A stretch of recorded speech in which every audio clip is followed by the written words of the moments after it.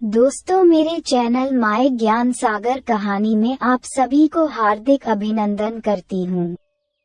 सिख धर्म के संस्थापक और सिख धर्म के पहले गुरु माने जाने वाले पूज्य गुरु श्री नानक देव जी की मोदी खाने का कार्य और गौना रस्म के बारे में बताएंगे। चलिए शुरू करते हैं।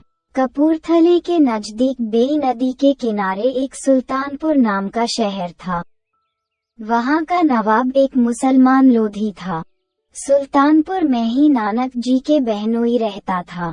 नानक जी की बहन, जिसका नाम नानकी था, वह वहाँ अपने पति जयराम के पास रहती थी।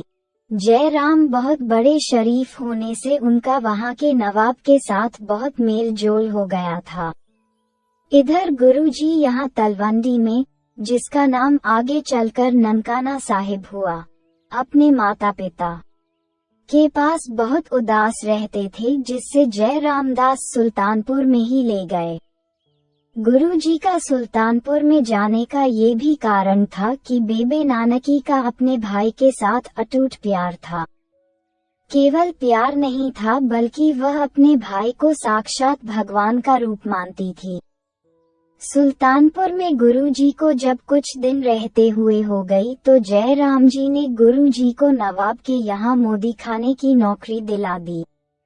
मोदी खाने का काम बहुत जिम्मेदारी का काम था, जिसके लिए बहुत बड़ी जमानत देनी पड़ती थी, जो कि जयराम जी ने ये जमानत दे दी थी। मोदी खाने के काम को गुरुजी ने अजब ढंग से चलाया। गुरुजी ने जब किसी को आटा या गेहूं की 100-200 धारा तौल कर देनी होती, तो 1, 2, 3, 4 आदि तोलते हुए 12 से आगे जब 13 तक पहुंचते तो वहीं रुक जाते। धारा तो चाहे 200-300 या 500 रुपए तक तोल देती, परंतु गुरुजी की जुबान पर 13 यानी है भगवान में तेरा हूँ रहता। सुबह से शाम तक जिस प्रकार का कोई सौदा मांगता, गुरुजी देते चले जाते। गेहूं, आटा, दाल, घी आदि जितना कोई मांगता दे देते, और अपने पास उसका कोई हिसाब किताब नहीं रखते थे। गुरुजी की यश शोभा दूर दूर तक फैल गई। दुकान के आगे सुबह से शाम तक भिखारियों की भीड़ लगी रहती। इस प्रकार जहां तहां गुरुजी की यह चर्चा फैलने लगी। नाना प्रकार की बातें उड़ने लगीं। दूसरे लोग तो यहाँ तक कहने लगे कि यह मोदी खाने को उजाड़कर कहीं भाग जाएगा या दरिया में डूब जाएगा, और सारी विपदा जयराम के गले में पड़ जाएगी।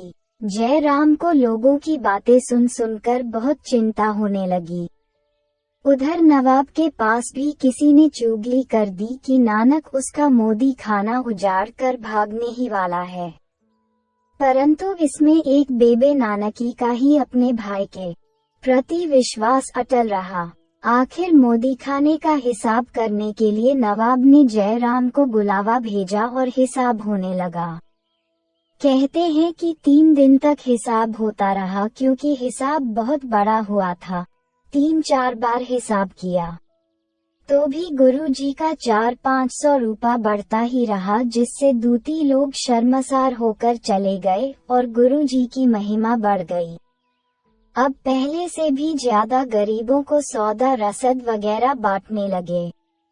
कुछ दिनों बाद ही तलवंडी से गुरुजी के पिता श्री मेहता कालू जी सभी सगे संबंधियों को लेकर सुल्तानपुर पहुंच गए तथा नानक जी को सीख देने लगे कि अब तेरी दुल्हन आ जाएगी तो तुझे घर गृहस्थी चलाने के लिए धन की आवश्यकता रहेगी, परंतु एक तुम हो कि अभी भी नहीं सुधरे। पहले की भांति भिखारियों पर धन लुटा देते हो। कुछ संजोकर भी रखा है कि नहीं, जो कि आगे समय में काम आ सके। नानक जी बोला, पिताजी क्या करूं, धन तो बहुत प्राप्त होता है, मगर मेरे पास टिकता नहीं। मेहता कालू जी ने बेटी नानकी को संबोधन करते हुए कहा, बिटिया, अगर तुम थोड़ा सा ध्यान नानक की ओर अधिक दे दो तो ये धन संचित कर सकता है। बस तुम इससे आय व्यय का हिसाब लिया करो। एकमात्र तुम्हारा अंकुश ही इसे सुधार सकता है। नानकी जी पिताजी से बोले, आप इस बात से संतुष्ट क्यों नहीं होते कि भैया काम में लगे हैं तथा अब कमाने भी लगे हैं। धीरे धीरे वह अपनी घर गृहस्थी भी स्वयं संभाल लेंगे। आप निश्चित रहें, भगवान सब ठीक करेगा। पूरी बारात बटाला नगर के लिए रवाना हो गई और शीघ्र ही दुल्हन को गौने की परंपरा और विधि अनुसार पूर्ण करके विदा करवाकर तलवंडी लौट आए। कुछ दिन अपने माता पिता के पास ठहरकर तथा राय साहब जी से मिलते हुए नानक जी वापस सुल्तानपुर लौटने लगे। तब पत्नी सुलक्षणी ने विनम्रता पूर्ण विनती की कि उसे भी साथ ले चलें। नानक जी ने उन्हें धीरज बांधते हुए कहा, बात यह है कि मैं अभी तक बहन के यहाँ ही ठहरा हुआ हूँ। मैं जब तक अलग से तेरे रहने के लिए मकान आदि का प्रबंध नहीं कर लेता तब तक तुम्हें यहीं रहना होगा, क्योंकि मैं बहन जी के ऊपर कोई बोझ नहीं डालना चाहता। ये बात सुनकर सुलक्षणी जी अति प्रसन्न हुई और जल्दी पास बुलाने का वायदा लेकर शांत चित हो गईं। दोस्तों, आशा करता हूँ कि सिख धर्म के पहले गुरु श्री नानक देव जी पर बनाई गई यह वीडियो आप सबको पसंद आई होगी। ऐसे ही और अत्यधिक वीडियो से जुड़े रहने के लिए मेरे माय ज्ञान सागर कहानी चैनल वीडियो को लाइक, शेयर और सब्सक्राइब करके सपोर्ट जरूर करें।